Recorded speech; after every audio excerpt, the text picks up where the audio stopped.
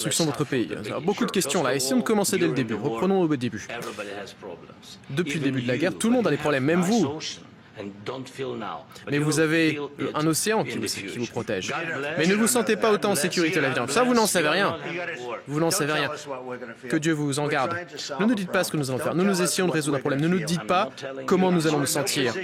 Vous n'êtes pas à même de nous dire comment nous allons nous sentir. Vous n'êtes pas à même de dicter ce que nous ressentirons. Nous nous sentirons très bien. Nous nous sentirons très bien. Nous nous sentirons très fort. Pour l'heure, vous n'êtes pas vraiment en position de faire cela. Vous êtes dans une position très délicate. Vous n'êtes pas dans la bonne position. Vous n'avez pas les atouts pour vous comporter ainsi.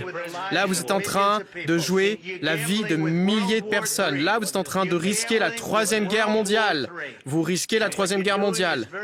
Ce que vous faites est extrêmement irrespectueux envers notre pays, ce pays. Beaucoup plus irrespectueux que...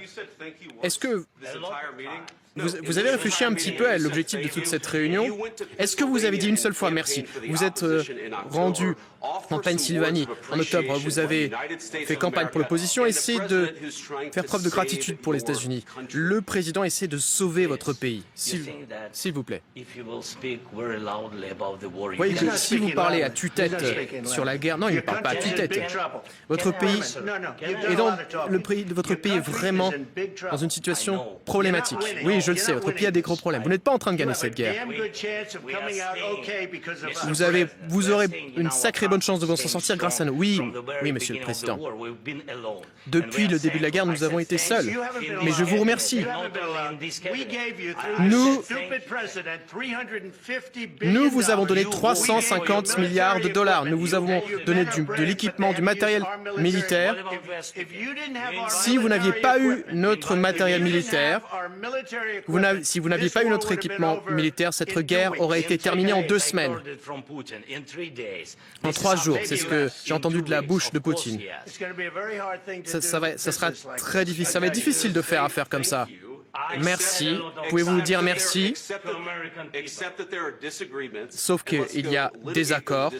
Donc, essayons de régler ces désaccords plutôt que de se battre devant les médias américains alors que vous avez tort. Vous savez que vous avez tort. Je pense qu'il est bon pour le peuple américain de voir ce qui est en train de se passer. Vous devez être reconnaissant. Il y a des gens qui sont en train de mourir. Vous avez de moins en moins de soldats. Vous serez bientôt à court de soldats. Et là, vous nous dites que vous ne voulez pas de... Vous nous dites, je ne veux pas de cessez-le-feu. Écoutez, si vous pouvez obtenir un cessez-le-feu dès maintenant, moi je vous dis, prenez-le. Et les balles arrêteront de fuser. Je veux arrêter la guerre. Je vous le dis, moi je veux un cessez-le-feu. Parce que vous pouvez obtenir un cessez-le-feu plus rapidement qu'un accord. Ce n'est pas avec moi que vous avez signé un accord. C'était avec un type qui s'appelait Biden, qui n'était pas intelligent. Mais c'était... Non, excusez-moi, c'était avec Obama.